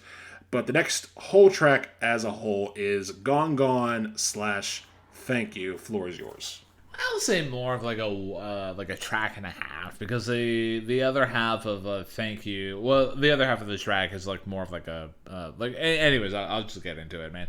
So with Gone Gone Thank You, this is very much running within the theme of within Tyler's discography. Every 10th track off of his records is like a multi-part kind of track. So the more you know, man. So, yeah, with Gone Gone Thank You, though, you get heartbroken Tyler, where he's realizing that, oh, yeah, his love is gone. And he's also realizing that within Thank You, that... yeah, like this is basically saying, hey, this love is gone, it's never going to come back, and he's dealing with a heartbreak of that. But yeah, I love how Tyler's voice is processed in the first verse. His performance there is really, really solid. And the bar where he's singing "Felt Like Summer to My December, was it my August? Shit, I don't remember." I love the contrast of like summer to December, hot, cold, or August, which was like an in between time. He couldn't remember. But yeah, keep in mind like the way that Tyler's vocals are processed in the first part of Gone Gone Thank You. It's still like nervous kind of energy. So yeah. And also, hey, ladies and gentlemen, CeeLo Green's here for the party. CeeLo Green sounds pretty good in the chorus. Everything's so bright there. So yeah, very much appreciated that. And the production as a whole is pretty solid. You got the sunny bright chords with a thick bass, and alongside what I almost would consider to be like gospel choir vocals. So yeah, that's pretty good. The whole second verse was pretty tight. Like, this is still Tyler trying to reconcile with his feelings of heartbreak and communicating to this object of his affection with bars like, I just hope to God she got good taste cause put you on some shit you never seen, could play a couple songs you could dance to. I hope you know she can't compete with me. So he's still like, like saying, hey, this other person that you're with, she's basically like, McDonald's, while I am like, Eaton Park or something elevated from that. Like, just hey, like she's I'm the shit, she's just garbage.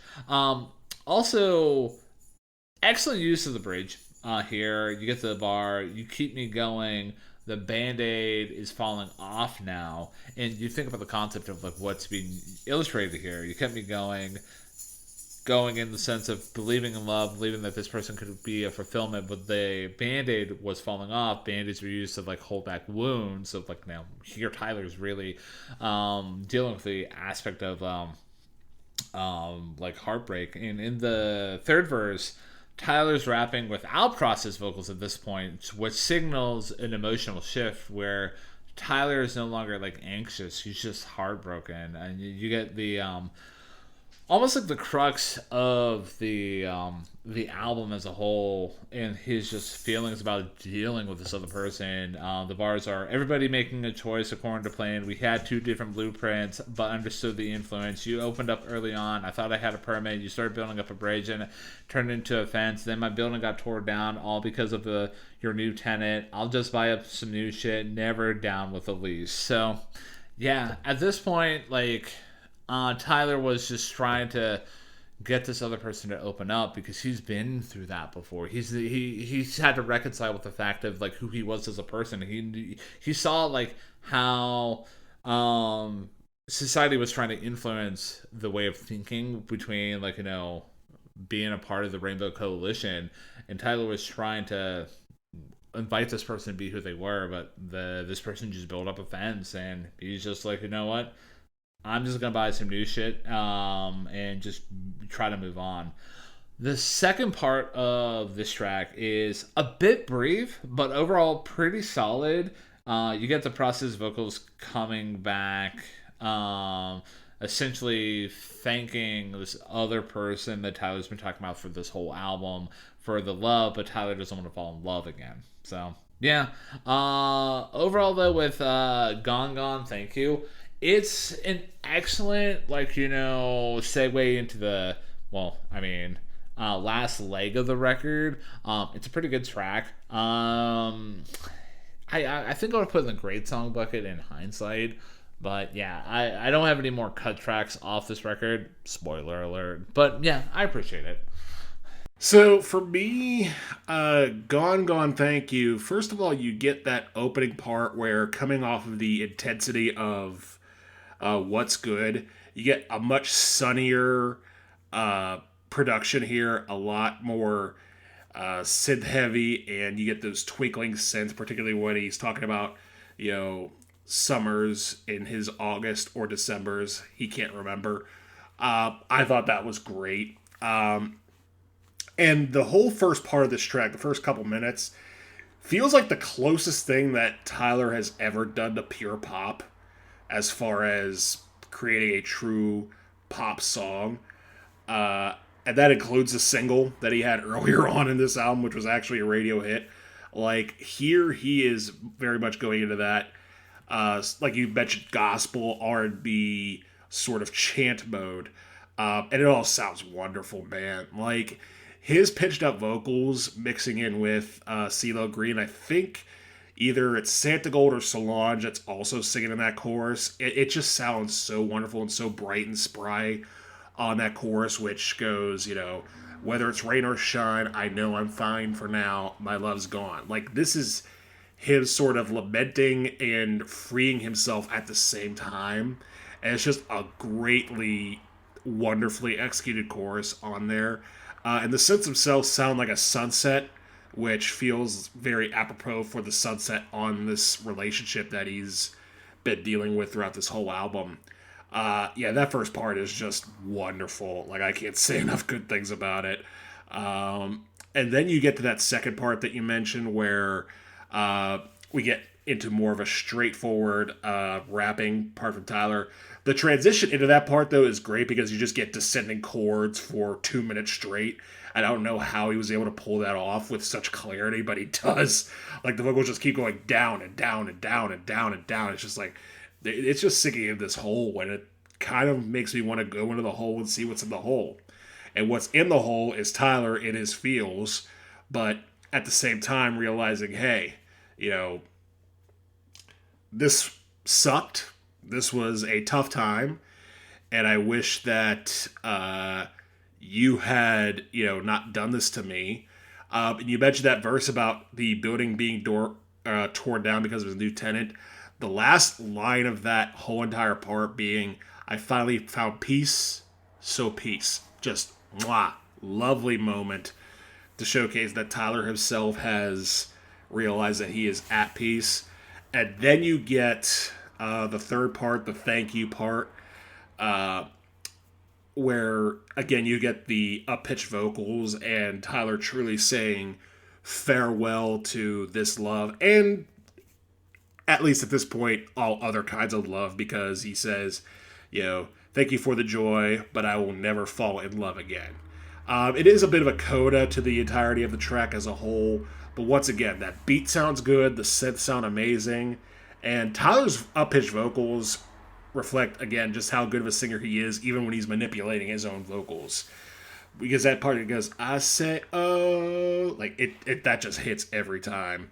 And then you get the vocals at the very end. You get the reintroduction of Got My Eyes Open in this part, which I also thought was a nice touch. So, yeah, it was tough. It was tough between this and New Magic Wand. But ultimately, just for the daringness of making a song like this, especially considering where he had come from, not just the track before, but his entire life before, his entire musical career before, being the shock artist that he was, for him to make a track like this is daring, and it worked 100%. So it is my turn to have completed my top three. Gone, Gone, Thank You lands in the number one spot for Igor. And that's a very like, not that you need to justify, like, your favorite song off the whole album, but like your analysis of like how Tyler went from being like a horrorcore shock rap artist to fully evolving into this emotional complex being with, like, you got that a little bit within Flower Boy, but Igor was a full realization of, like, Tyler becoming this artistic person as a whole. So yeah, props to you for that analysis.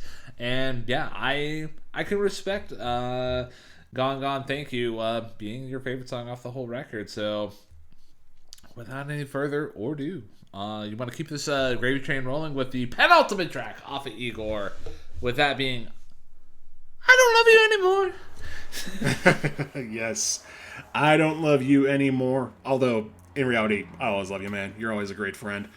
So this track, the synth textures shift from the sunset and descending afterwards and sort of coming back to sunset that we got with Gone Gone Thank You to very much late night textures, which feel like this is taking place at like 3 a.m. And I love how the synthesizers, especially on these two tracks, seem to be telling time through music. Like, this is like the dark part of the night, and this is the dark part of the story. And the way the synths do that is just great. And the majority of this track is just Tyler reconvincing himself that this whole situation is over and there's no going back. He doesn't love this person anymore at all. It's done. It's over. You do you, I'll do me. We're done. And the way that he delivers this is reflected in the harshness of his vocals, which go between him in his normal voice and him in his up-pitched voice, and the moments on the second verse where the pitched vocals descend back into normal vocals in a weird production choice, which does work, although it wasn't necessarily my mind-blowing moment of the entire record. But the harshness in this track as production and vocally delivered is to sort of match the harshness of, hey, no, cutting you off. Cut you off, we're done. But there are still flashes of doubt that persist throughout this track, particularly on that bridge and in that spoken monologue that dives in between right at the end, which, funny enough, does get cut off purposefully, where, you'll hear Tyler saying, well, I think we should just think about it, and then you get to sit that, it's just like, it's very much a scatterbrain type of song where, the harshness of cutting someone off is being contrasted by the reality of, but wait, why am I not loving this person anymore when I clearly did before? There's still something there. And it's very much a jagged track that reflects that. So, yeah, this track's pretty good. Dig the background vocals, dig the beat. But at the same time, I would say this track didn't stand out as much as a lot of the tracks we just discussed. It's still a very good track, and I'm putting it in the good song bucket, but I Don't Love You Anymore, more or less, is a reinforcement track from a narrative perspective. It's a solid track from a musical perspective. I think you hit the nail right on the head whenever you said, like, I Don't Love You Anymore is a reinforcement track on a narrative, like, respect and a sonic respect as well. Because, like, I felt like this was just a bookend to Thank You. The last thing, like, well, Gone Gone Thank You, but more specifically the second part of that track, Thank You. Like, this was very much still, like, wrapping up the feelings here. And a couple of things I'm going to touch upon within I Don't Love Anymore that like I just wanted to highlight. The rapping in the verses from Tyler is a bit more understated, but it's still pretty good.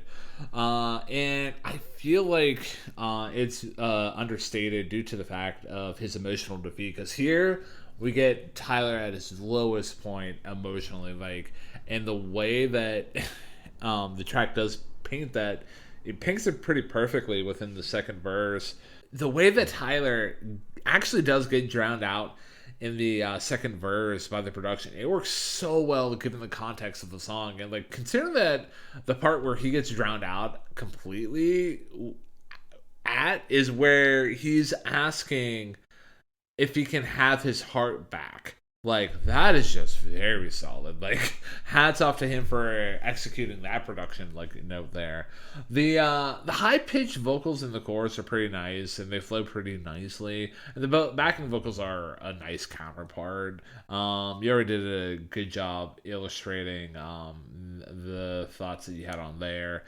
And yeah, just with I Don't Love It Anymore, like again, like, this is seemingly is having Tyler like basically saying, oh, I'm no longer in love with this person, finally getting over them. But yeah, it's just Tyler lying to himself because he was hurt.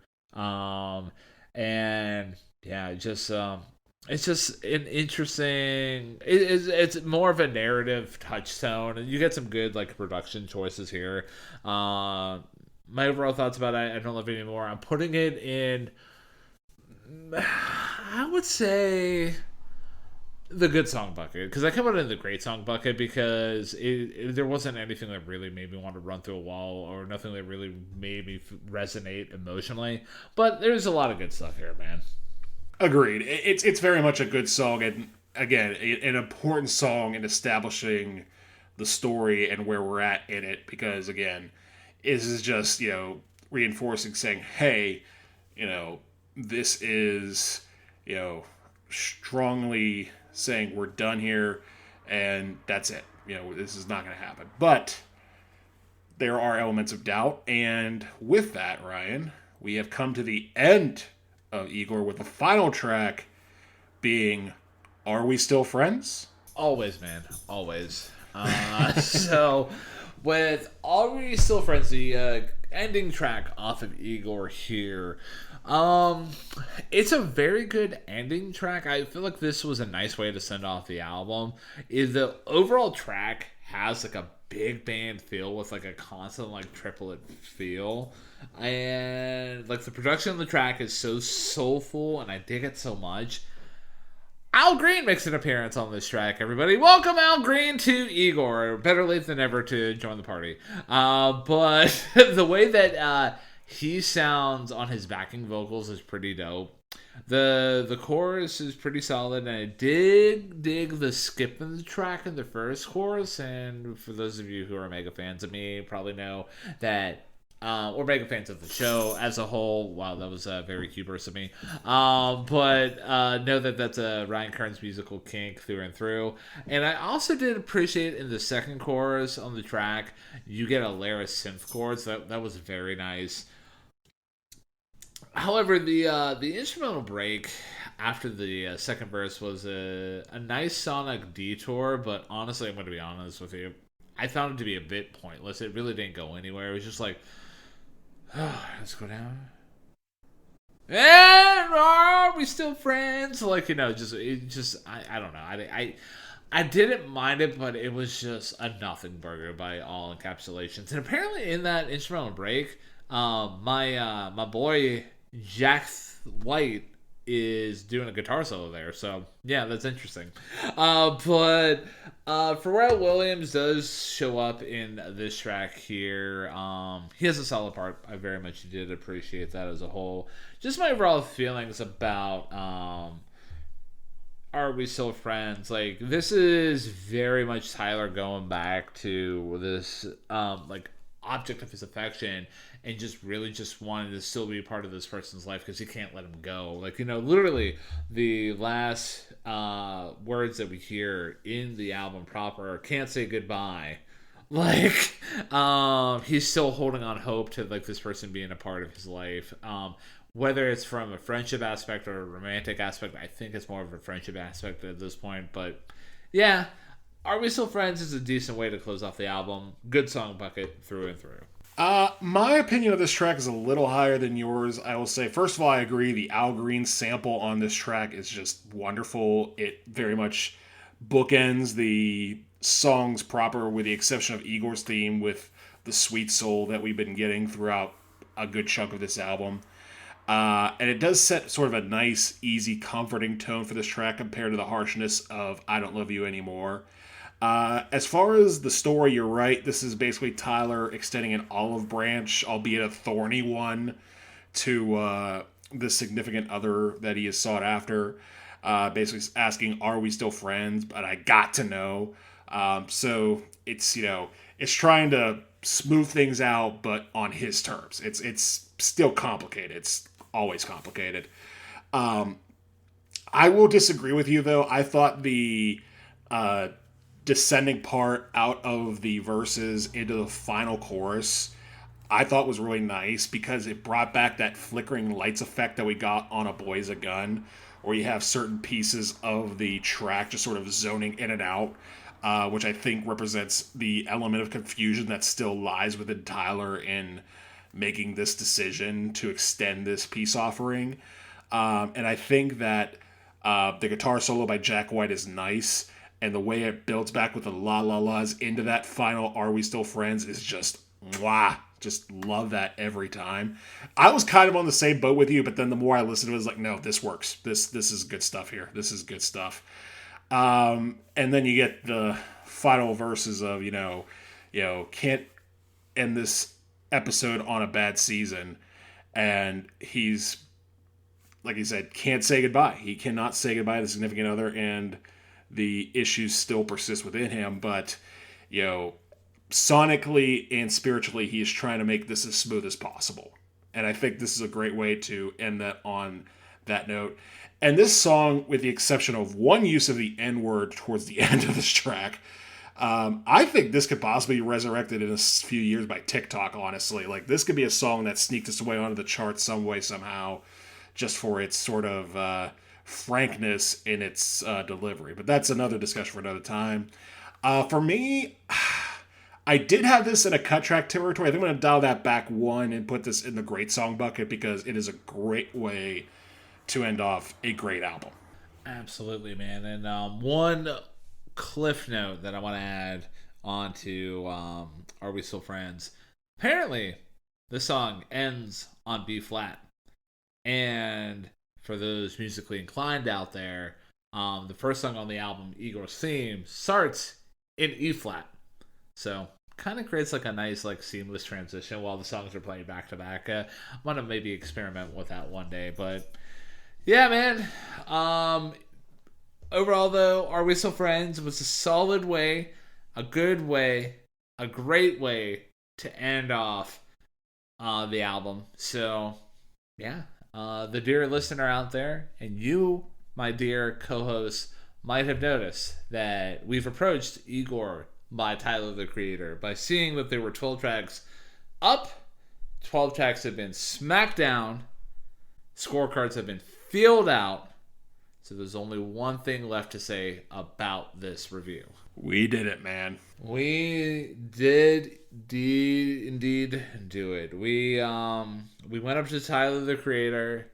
We asked him, "Hey, what's Igor all about? Is it about the Frankenstein Mary Shelley story, or yeah, what's it about?" And Tyler said, "Nope. It's about something else." And he told us what that something else was, and at the end we discovered what was good, and we discovered that we were still friends. So I'm gonna go first with my overall thoughts and feelings about the record and my rating on the record. So yeah, with Tyler the Creator and Igor here, this was the full realization of Tyler pivoting away from his past work of being like a shock horrorcore rapper and really diving into his songwriting, producing capabilities, not only as a rapper but as a pop artist as a whole. And what we get here is not only a concept album, a very important concept album, considering the concept of navigating same-sex attractions and relationships, while the other person it is the lyrical context is pretty dense. You get different avenues that we go down in terms of you get the lightness of Earfquake, or I think, and then you get the denseness of New Magic Wand, What's Good, and you also get fun deep depressing tracks of A Boy's a Gun, and you get multi-phase tracks like Gone Gone Thank You, it all wrapped up in a nice narrative bow tie. And yeah, Tyler definitely deserves his flowers for being part of the upper echelon of rap artists of the modern day. And I honestly feel completing my big three on the rap totem pole, I'm gonna throw Pusha T up there because I feel he's underrated. But yeah, in terms of Igor by Tyler the Creator, my overall rating for it, unfortunately, because of the existence of Kanye West on this album and Puppet, I can't give it a 10 out of 10 out of all good reasons. And I know you're shaking your head and you might be showing your hand here a little bit, but I'm going to give Igor still a solid 9 out of 10. I thought this was a Hall of Famer for sure, but that's okay. That's okay. That's okay. We have our own opinions, our own feelings here. But yeah, my thoughts on Igor, man. I am so glad that you introduced this album to me so long ago. That being 6 years, but still, that's long enough. We've lived 20 years since then. If you don't believe me, check the news. So yeah, this album, man, whenever the late 2010s came around and I started hearing about sad boy R&B and sad boy rapping, I really wasn't a fan of it, and I never really got it because I never really got stuff Lil Yachty or Lil Uzi Vert or stuff like that. This album to me defines the entire genre. This gives that entire genre a reason to stand proud, because this is not just the best sad boy rap album of all time. It is one of the best rap albums of all time, period. It is one of the best albums of the 2010s, period. It has some of the best use of synthesizers I think I've ever heard on an album. The only other album I can come close to comparing it to is maybe Todd Rundgren's A Wizard, a True Star. The lyrics are fantastic. The delivery is fantastic. The production is one of one. And it just makes for this wonderful storytelling album where every element works, every element is executed perfectly, and it just sounds great with no signs of rust anywhere in sight. So yeah, I was showing my hand by shaking my head. I love this album. It's one of my favorites of all time. And to me, it is getting an easy, beefy, serve it on a platter 10 out of 10. Oh man, yeah, man, Kanye West be damned, man. But I mean, even with outside of that, I don't think I would rate this a 10 out of 10. But it's not going any lower than a 9. I have ears, I have a brain, I guess. But the dear listener out there probably can do the math pretty easily. But your 10 and my 9 average out to be a score of 9.5 out of 10 because Math works for everyone. It even works for Kanye West, man. So my next album recommendation, I'm just going to make this easy. Just going to make this simple. Just go back one in Tyler's discography and check out Flower Boy. It was the first, true sonic pivot away from what Tyler was and what he would become as what I would refer to as Tyler, the Creator 3.0. Excellent album. It's definitely for those of you who want to really explore of what Tyler was battling. Well, it dives into more of the themes of what of Tyler's awakening to who he was, that he found himself to be in this album in terms of coming to terms with his sexuality. So yeah, so that to say, my next album recommendation, if you enjoyed Igor by Tyler the Creator, is indeed just go to Flower Boy by Tyler and you'll have a good time. I hope so, man, because I have been overdue to listen to the album for pretty much the entirety I've known this album existing, which is Igor.